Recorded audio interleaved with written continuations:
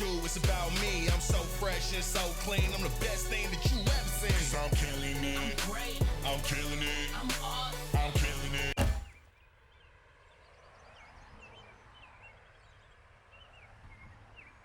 It ain't about you, it's about me. I'm so fresh and so clean. I'm the best thing that you ever seen. 'Cause I'm killing it. I'm great. I'm killing it. I'm killing it. I'm cool.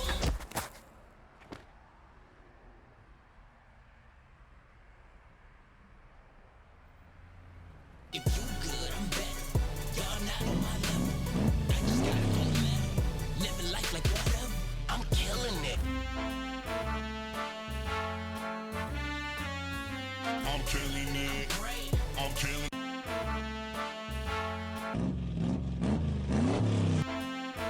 Hey, hey. I'm killing it.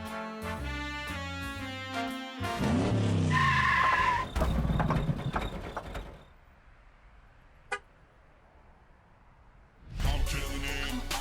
I'm killing it. I'm killing it. I'm cool. I'm killing it. I'm killing it. I'm killing it.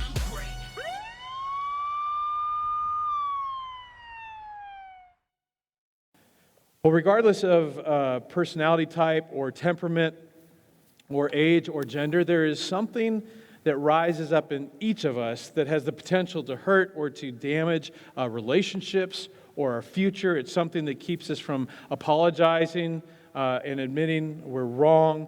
It's something that keeps us from showing weakness. It's something that keeps us from forgiving. It's something that causes us to embellish or edit or sometimes just flat out lie about our past. Maybe a failed job, a failure in finances, a failed relationship, a failure in marriage, falling short in our education, or choosing to cheat instead of losing, or even feeling a twinge of pleasure when someone else fails.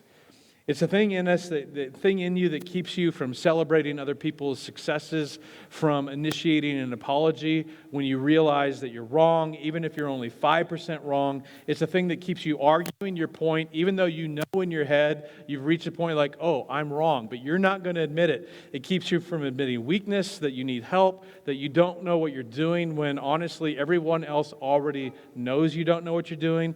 It keeps you from being honest with yourself and honest with others. It keeps you from learning new things because basically you want to project an image to everyone else that you're smarter than you actually are. It's what causes you to power up when instead you should be powering down, or it causes you to withdraw when you should lean in. It causes you to always have to have the final word. And to buy things to impress people that don't really matter or don't really care, and it stands in the way of not only your relationship with other people, but in your relationship with God. And very importantly, to the next few weeks, it causes most of us to commit what's called the fundamental attribution error. How many of you know what the fundamental attribution error is? Awesome, I'm going to teach you something. Okay, for those of you that don't know, the fundamental attribution error refers to our tendency to attribute another's actions to their character and their personality while attributing our own behavior to external factors outside of our control. Make sense? So basically, in other words, we condemn others, yet justify ourselves for the very same behaviors. Okay? If someone else is late to work, well, clearly it's because they're irresponsible or they're a millennial.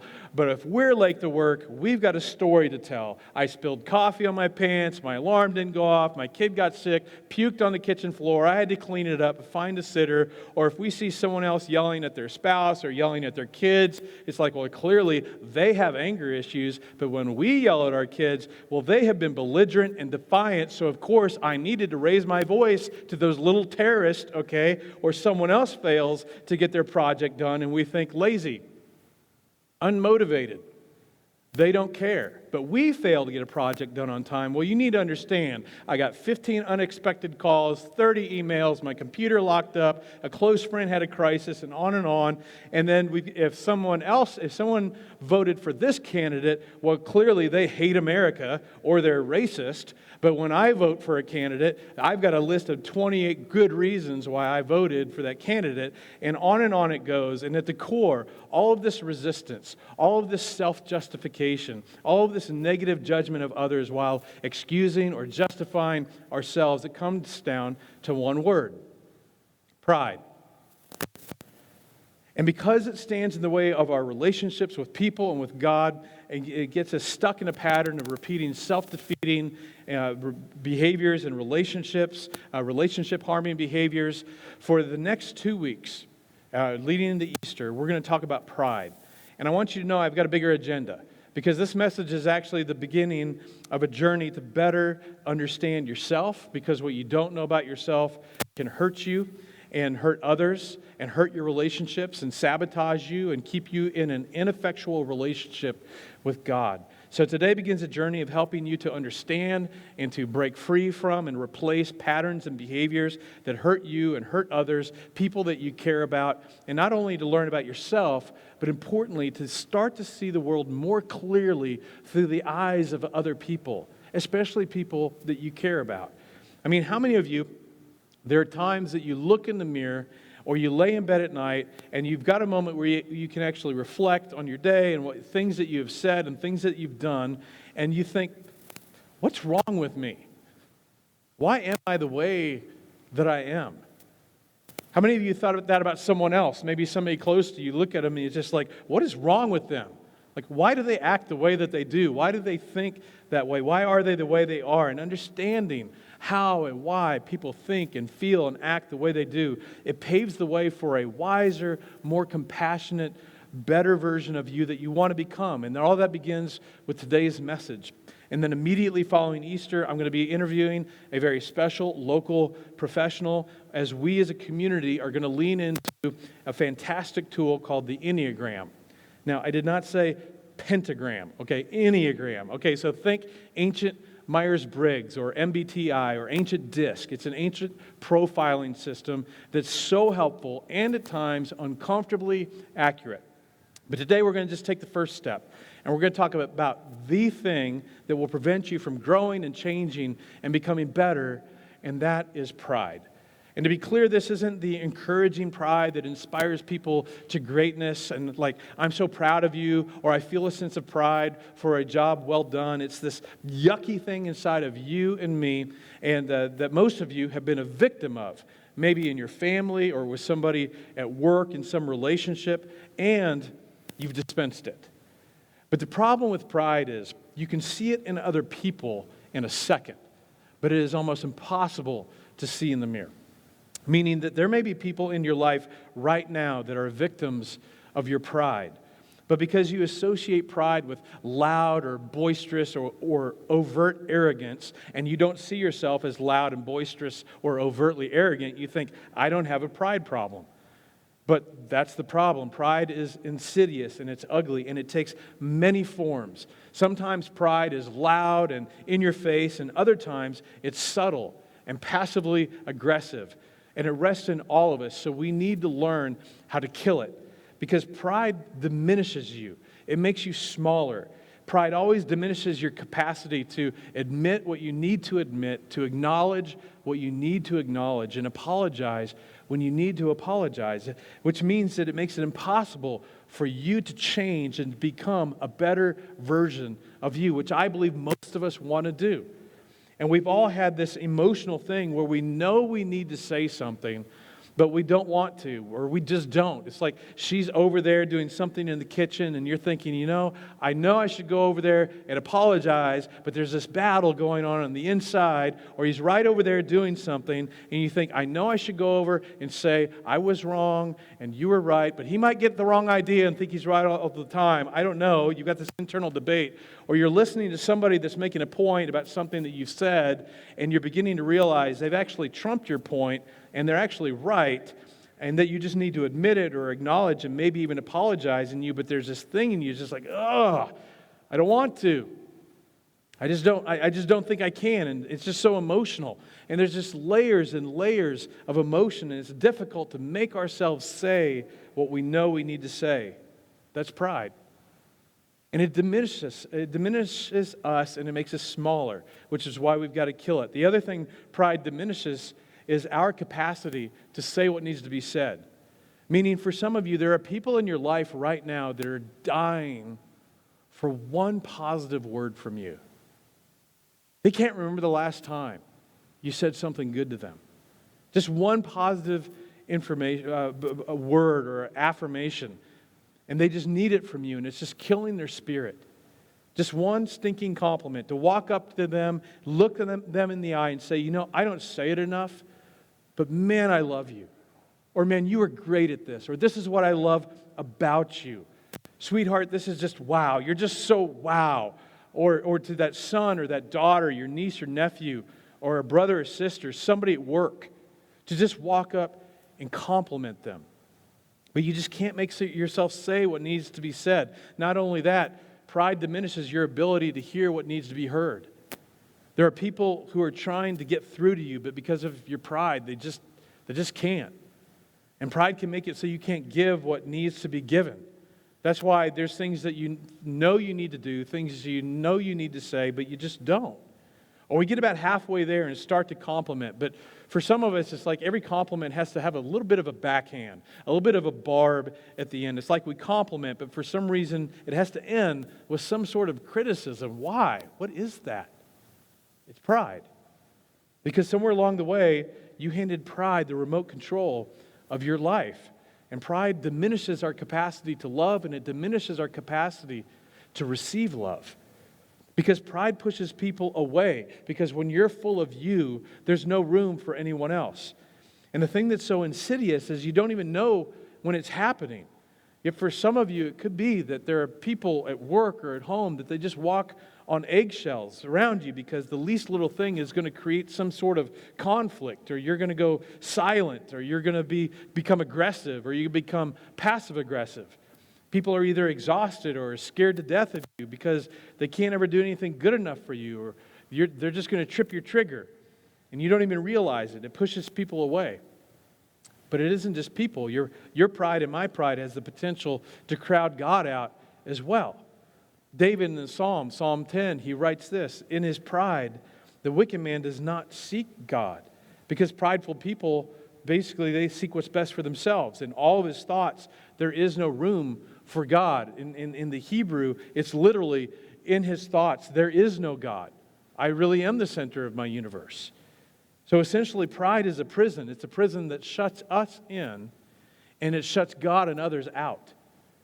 And no one would opt for this on purpose. No one would say, you know what, I'd like to develop such a strong case of pride that no one feels close to me and I don't feel close to anyone else. Like, nobody opts for that. No one would say, I want to have such a strong dose of passive or aggressive pride that my sibling or my parents or my boyfriend or girlfriend or my spouse, my kids, my niece or my nephew, perhaps my grandkids, that they find it work to be around me. And they just kind of wonder if I love them. That's not your goal. But it is the result of unchecked passive or passive-aggressive pride. And we all beginning with me, we all have the potential to do that. So that's why we're talking about it as a community. And I desperately want every one of you to engage beginning now and in the next few weeks, because the invitation to follow Jesus is actually an invitation to unfollow pride. And if you're new to our church, you need to know that we believe that you can belong before you believe, that you can begin to follow Jesus without believing everything most Christians believe about Jesus. And this is important. I believe that Jesus was the Son of God. You need to know that you can begin to follow Jesus without believing that.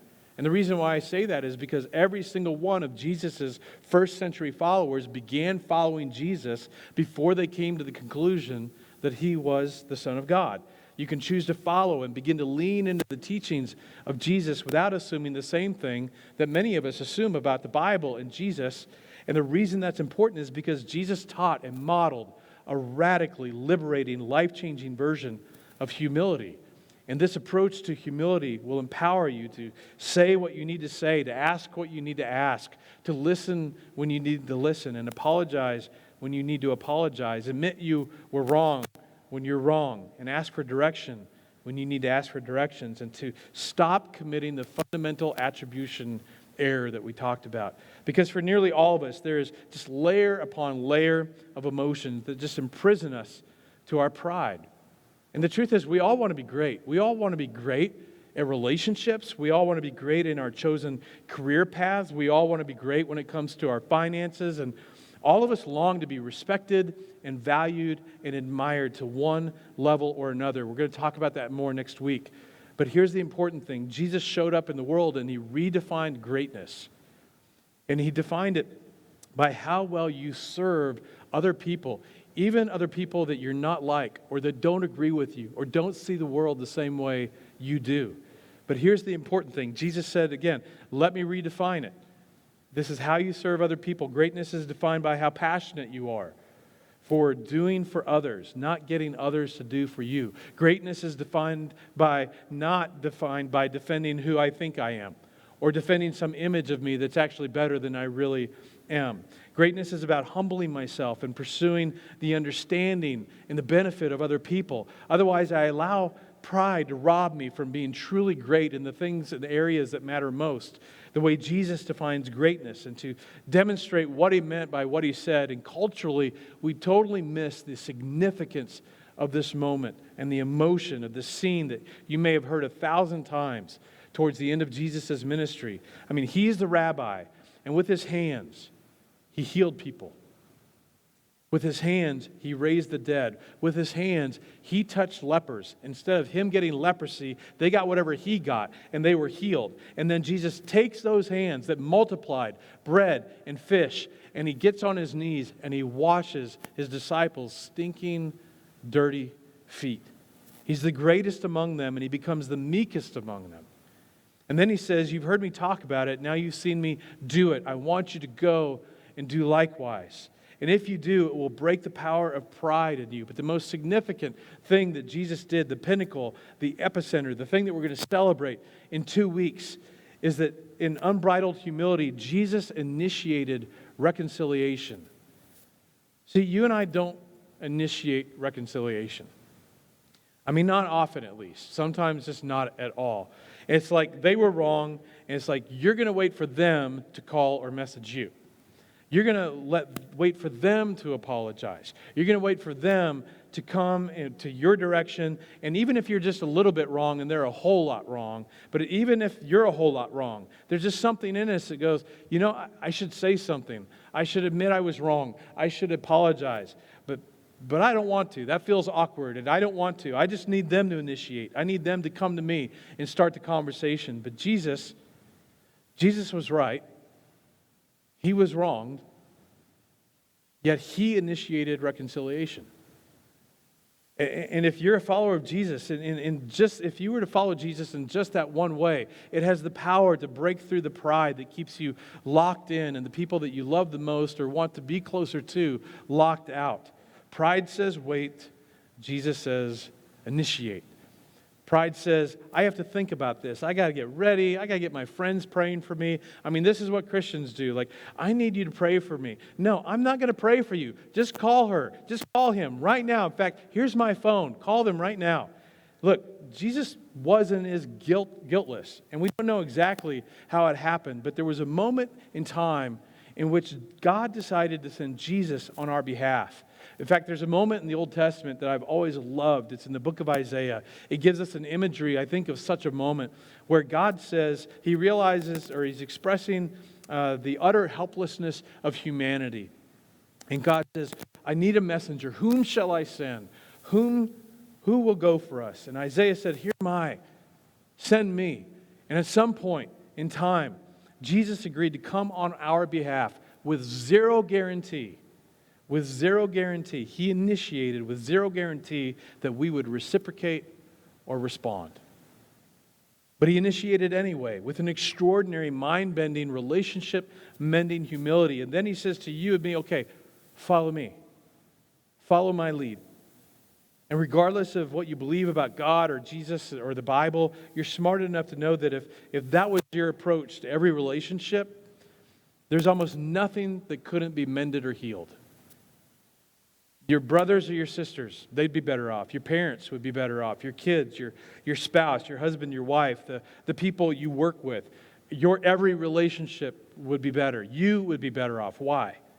Because you will have broken through those layers upon layers of emotion and the past pain that forms current defenses that keep you from asking what needs to be asked, from saying what needs to be said, approaching the people that need to be approached. And the Apostle Paul, 20-something years after the resurrection, he's writing to a brand new Greek and Roman-oriented group of Christians, and he writes this: in your relationships with one another, have the same mindset as Christ Jesus. In other words, have the same approach to life, have the same tact, mimic Jesus, who made himself nothing. How? By taking the very nature of a servant. There's our word. It's taking on the posture of, you wronged me, so how can I serve you? Okay, she's really, really mad. He's really, really mad. How can I serve them? They have really offended me. They are so wrong. So my response is, how can I serve them? And see, when you listen, like, what? No. Like they deserve words of like anger or punishment, or they need consequences. Jesus says no. The question is, how can I serve you? But they owe me an apology. Yeah, but if you go with you, you're going to allow pride to keep you out, keep you in and them out. But that it never leads anywhere good. So how can I serve them as Jesus served me? That's the question. And if that's still too fuzzy, then later today, read 1 Corinthians 13. And if you say, Jesus, like, okay, that's radical. Jesus would say, that's my point. And I can tell you from personal experience, after over 30 years of marriage, this approach is a game changer.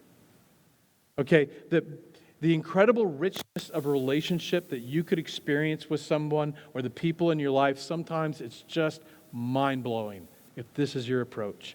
Paul points out just how extreme Jesus was about this. He says Jesus humbled himself. There, again, it's our word. He humbled himself by becoming obedient to death, even death on a cross.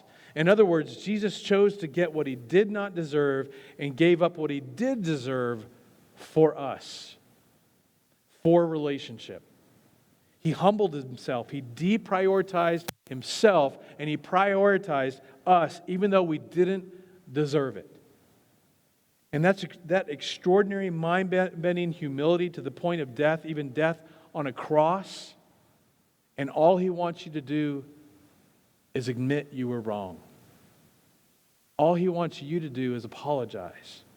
All he wants you to do is to give an encouragement and a compliment. All he wants you to do is write a letter. Maybe all he wants you to do is just shut up and listen for once.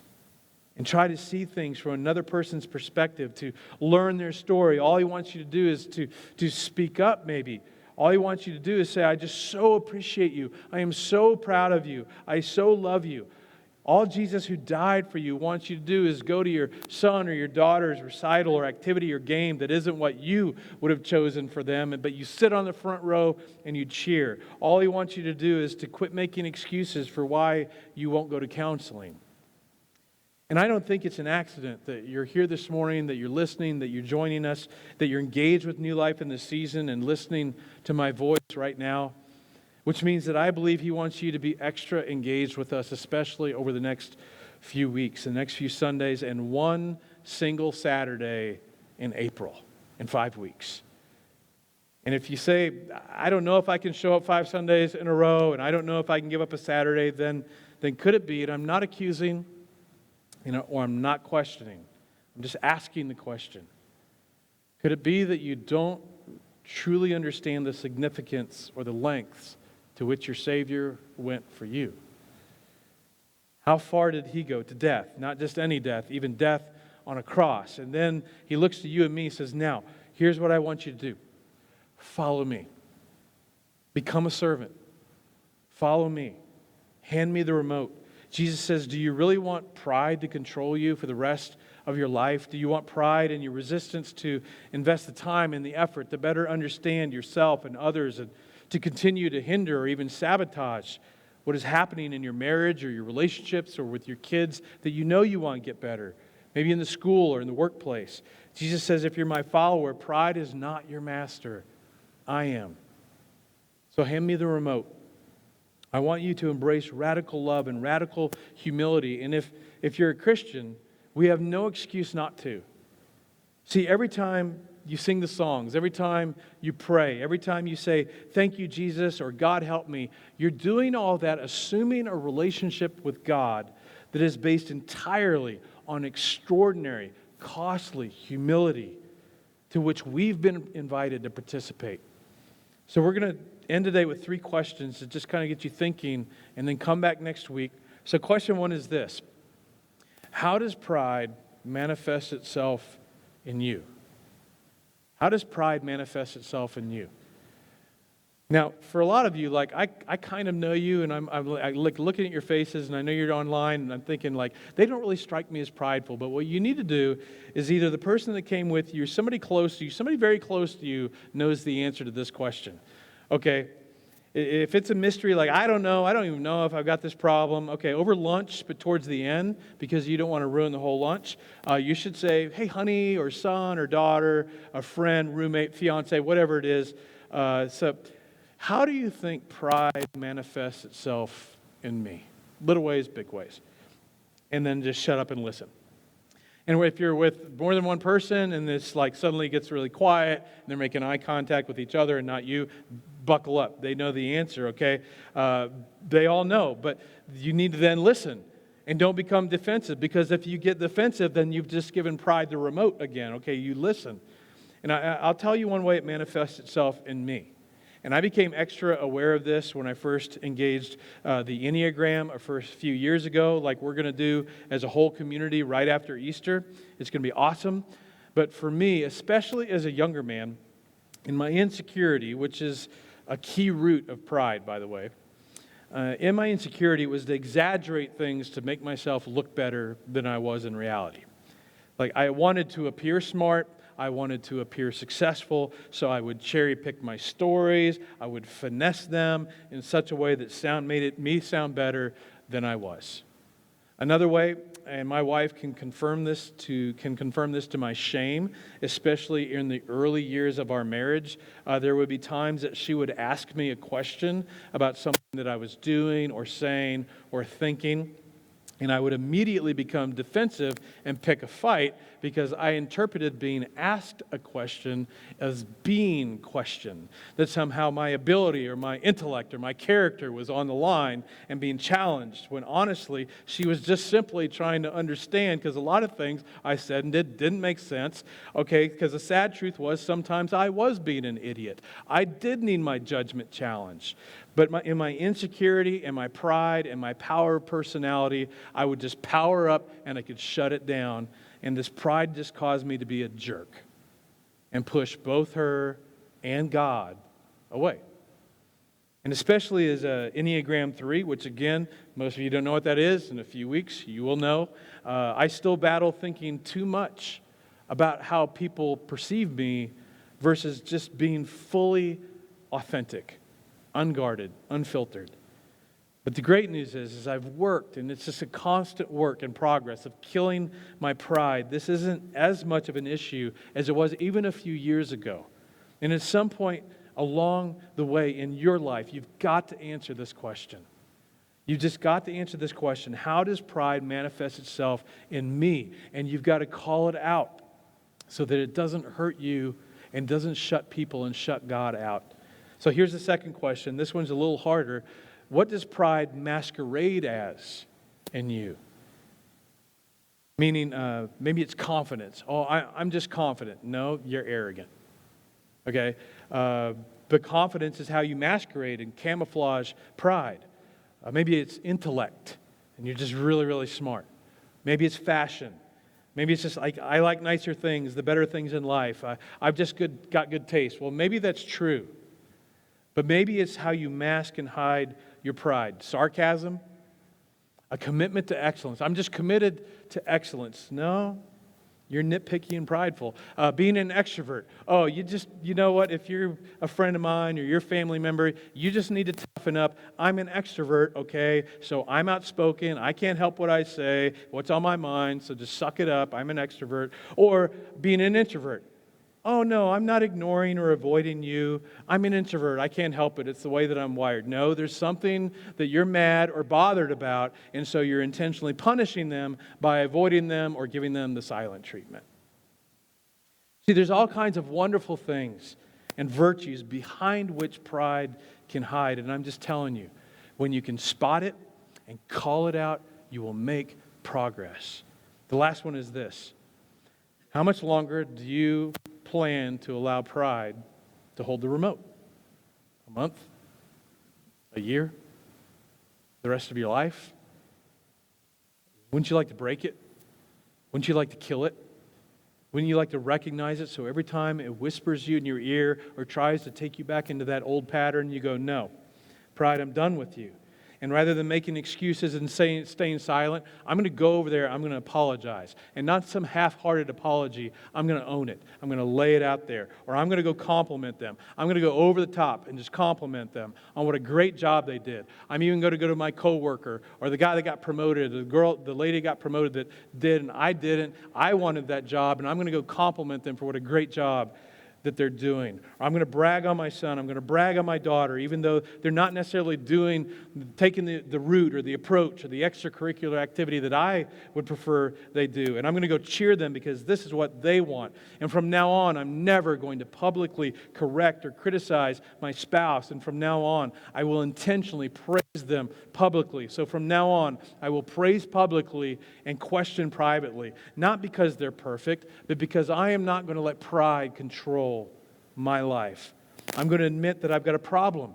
I'm going to admit I have a drinking problem. I'm going to admit I have a porn problem. I'm going to admit I have a secret addiction. I'm going to tell somebody. Because for years and years and years, pride has been whispering, you can handle this. You can handle this. But I can't. It's not getting any better. But pride says, don't tell anybody. They'll judge you. They'll ostracize you. They'll cut you out. And pride is, I'm tired. I'm done. Because I'm not getting any better. So I'm not going to hide. I'm done letting pride keep me in and God and others out. How much longer do you want to let pride hold the remote?